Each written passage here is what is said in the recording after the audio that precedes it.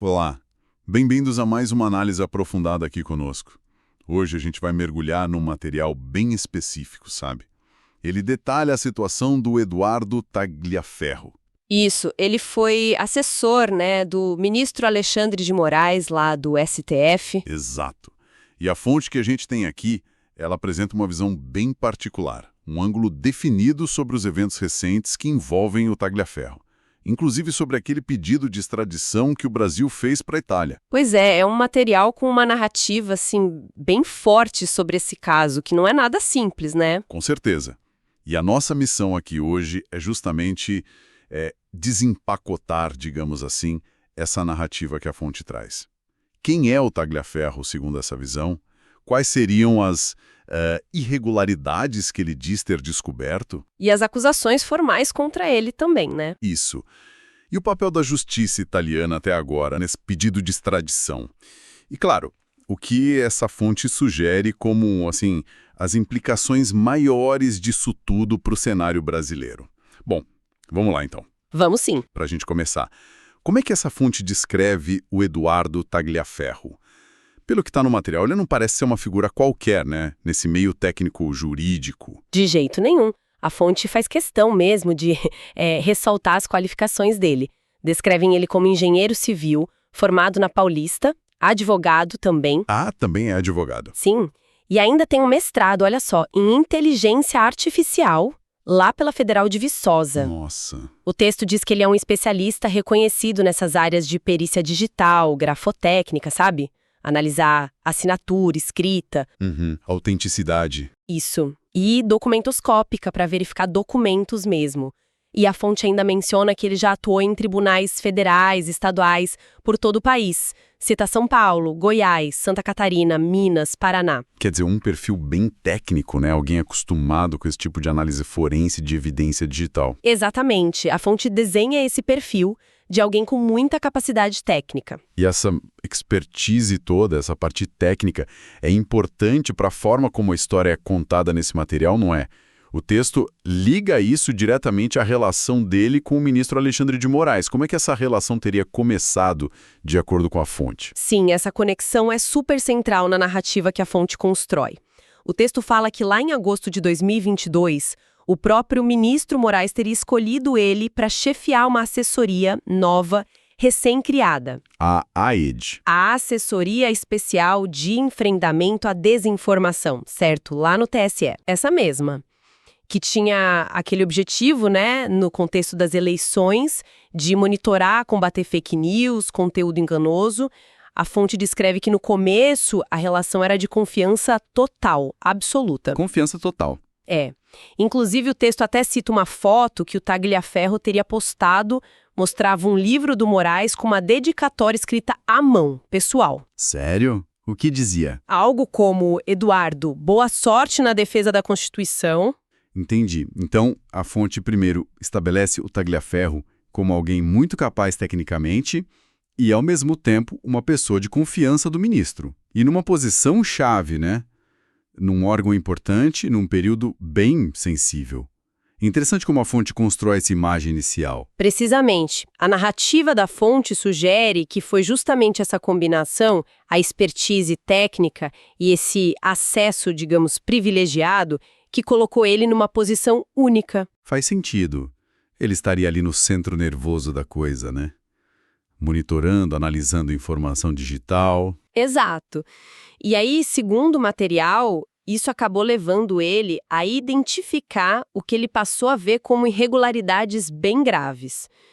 A fonte dá muita ênfase nisso, que a formação e a posição dele deram uma visão por dentro que pouca gente teria. E aí a gente chega no ponto de virada. O material coloca isso lá em maio de 2023. O que a fonte diz sobre esse momento? Parece que foi ali que tudo mudou, né? Pelo menos na narrativa. Foi mesmo um divisor de águas total, segundo o texto. A fonte conta que o Tagliaferro foi preso em São Paulo. A acusação era de violência doméstica, tinha um boletim de ocorrência. Só que o texto na hora já levanta uma suspeita, sabe? Sugere com todas as letras que podia ter sido uma armadilha cuidadosamente planejada. Ou talvez uma manobra para tirar o foco dele. Uma armadilha.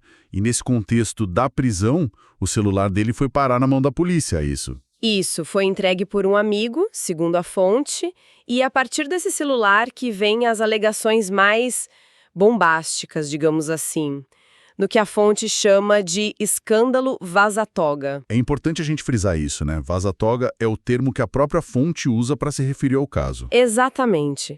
A fonte afirma que foi a análise desse celular que teria revelado mensagens trocadas entre o Tagliaferro e um tal de Ayrton Vieira. Quem seria esse Ayrton Vieira? O material descreve ele como um auxiliar direto lá do gabinete do Moraes no STF, no Supremo. E o texto alega que essas mensagens seriam a prova cabal, sabe, a evidência definitiva. Prova de quê, exatamente? De que a estrutura do TSE estaria sendo usada de um jeito irregular. Para quê? Para alimentar investigações sigilosas que estavam rolando lá no STF, principalmente aquele inquérito das fake news. Entendi. O material dá exemplos, detalha o tipo de instrução que supostamente era passada nessas mensagens. O que a fonte alega que essas conversas mostravam? Sim, sim.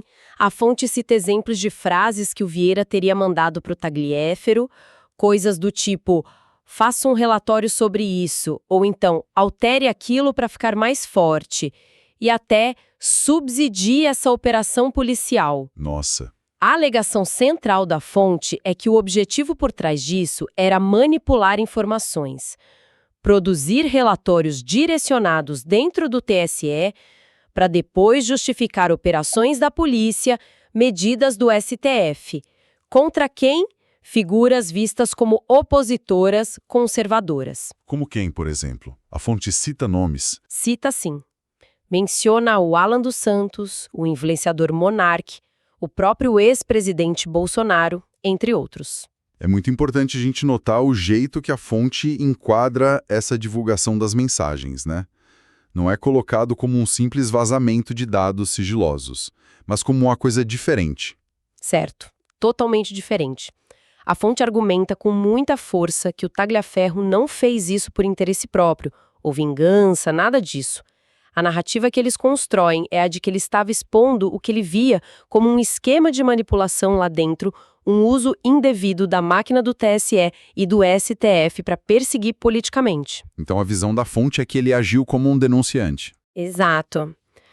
O texto afirma que o Tagliaferro juntou essas provas e, mesmo depois dele mesmo virar alvo de investigação, decidiu ir em frente.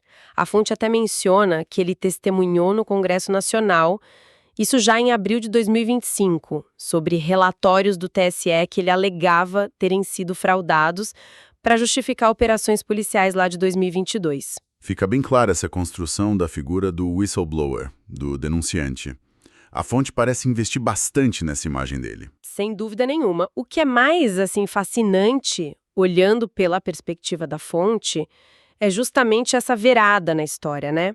O Tagliaferro, que era o aliado escolhido de confiança do Moraes, que ganhou dedicatória em livro, de repente se transforma no cara que expõe as supostas entranhas do sistema.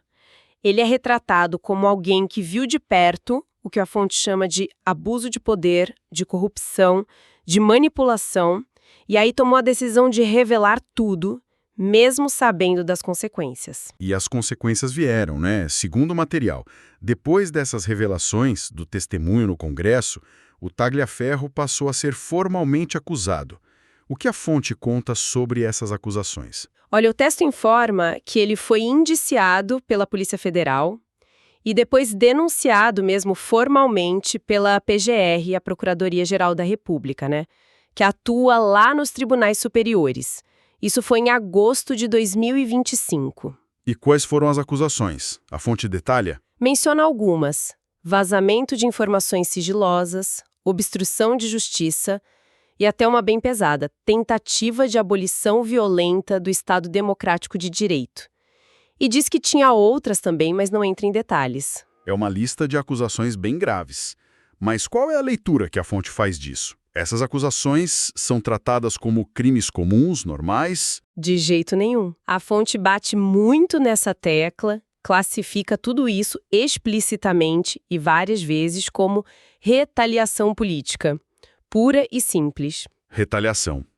O argumento principal do texto é que o Tagliaferro não está sendo perseguido por ter cometido crimes comuns, mas sim porque ele teve a coragem, segundo a fonte, de revelar as supostas irregularidades, de documentar como o judiciário, principalmente sob o comando do ministro Moraes, teria virado, na visão da fonte, claro, um instrumento de perseguição e censura. A fonte alega que ele mostrou como manipulavam informações para prender inocentes e calar quem discordava. A fonte também dedica um bom espaço para descrever a figura do ministro Alexandre de Moraes, né? E conecta ele diretamente a esse quadro todo. Como ele é retratado ali no material? A descrição é bem forte, bem crítica. O texto pinta ele quase como um vilão, vamos dizer assim. Chama ele de arquiteto de uma era de trevas para nossa democracia. Isso nas palavras da fonte. Nossa, pesado. Muito. Aí lista uma série de ações que atribuem a ele: censura de perfis conservadores em redes sociais, tipo X, YouTube, Instagram, prisões em massa. Aí cita os manifestantes do 8 de janeiro de 2023, chamando eles de patriotas inocentes. Ações contra parlamentares e empresários que seriam ligados ao Bolsonaro. A fonte alega que o Moraes usa o judiciário como se fosse uma arma pessoal para esmagar qualquer oposição e, ao mesmo tempo, para proteger aliados políticos do PT. Entendi a lógica apresentada ali. E dentro dessa lógica do texto, a perseguição ao Tagliaferro seria só o capítulo mais recente dessa história toda. O motivo, porque ele teria revelado as entranhas podres desse sistema. É essa expressão que a fonte usa. Entendi.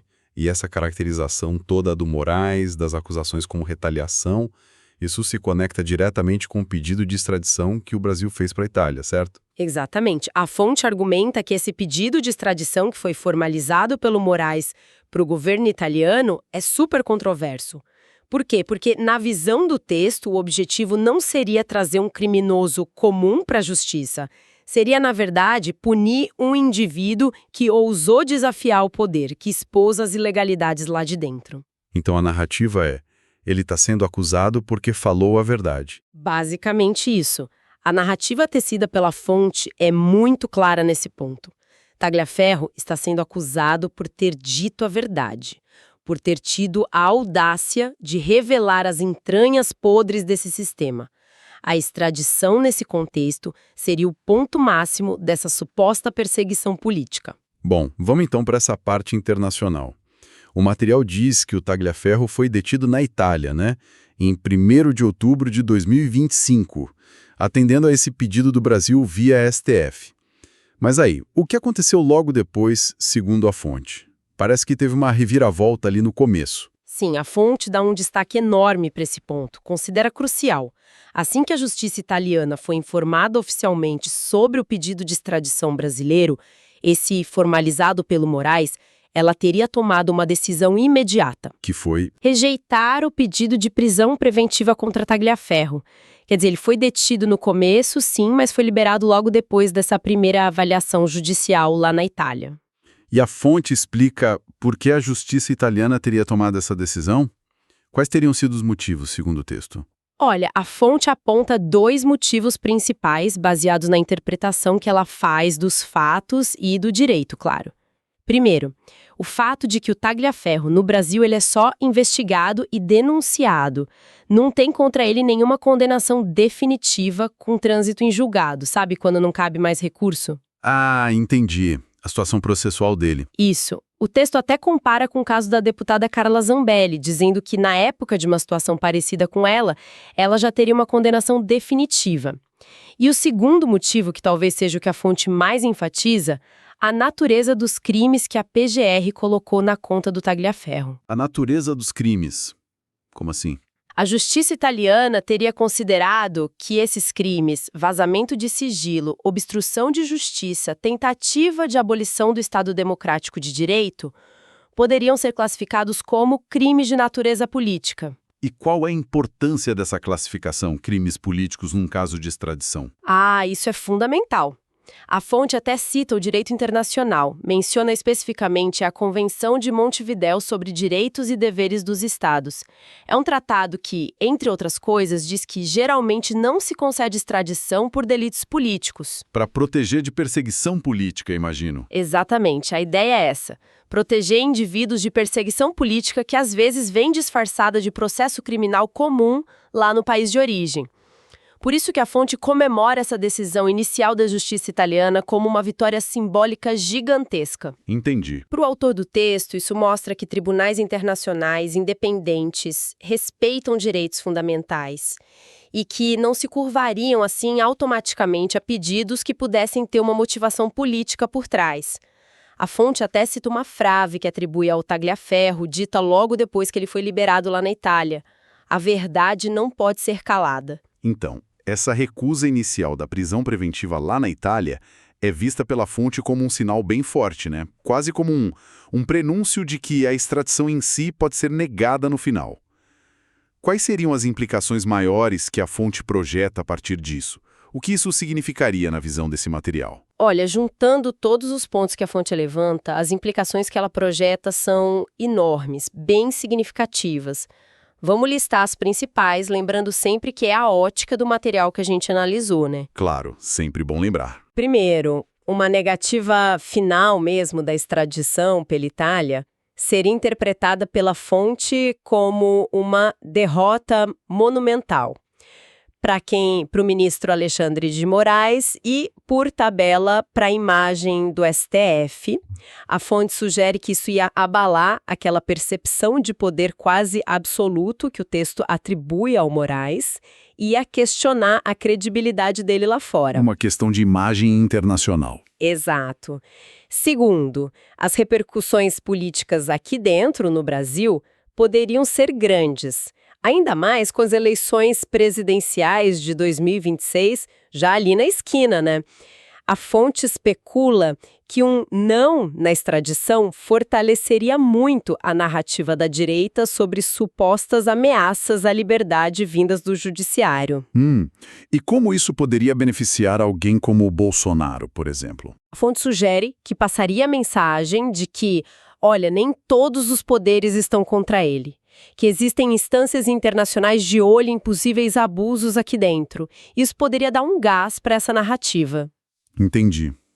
Que mais? Terceiro, a fonte acredita que uma negativa da Itália mandaria uma mensagem forte para a comunidade internacional sobre a necessidade do Brasil seguir padrões rigorosos de direitos humanos, de devido processo legal.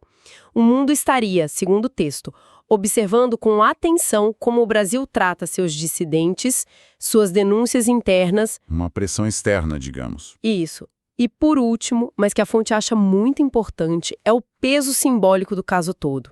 A imagem de um ex-confidente, alguém que esteve ali no círculo íntimo do poder, que ganhou dedicatória em livro. Certo. E que agora está expondo supostas fraudes do mesmíssimo sistema que o acolheu. Isso reforça temas que são muito caros para a narrativa da fonte. A coragem do indivíduo contra a opressão do Estado, a verdade contra o medo, a possibilidade de desafiar estruturas de poder que parecem intocáveis.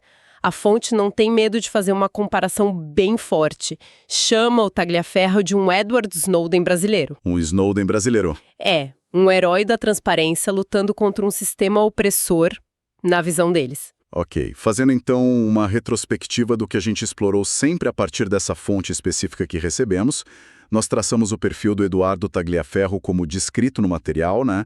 Desde aquela posição de assessor técnico de confiança, até ele se tornar, nessa narrativa da fonte, a figura central nessas alegações de irregularidades graves de manipulação no sistema judicial brasileiro. Isso.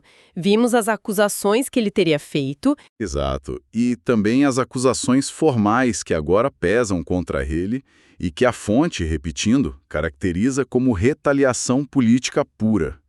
E como o caso acabou ganhando essa dimensão internacional com essa primeira intervenção da justiça italiana, que, segundo o texto, rejeitou a prisão preventiva dele. Rejeitou baseando-se em princípios do direito internacional, né? Sobre crimes políticos e a falta de condenação final. Perfeito. E é fundamental a gente reforçar. Toda essa nossa análise se baseou estritamente na perspectiva, nas informações que estavam apresentadas nesse material que a gente recebeu para analisar. Exatamente. O fio condutor que a gente percebe nessa fonte é, sem dúvida, o poder que ela atribui à denúncia interna, a esse ato do whistleblowing, né?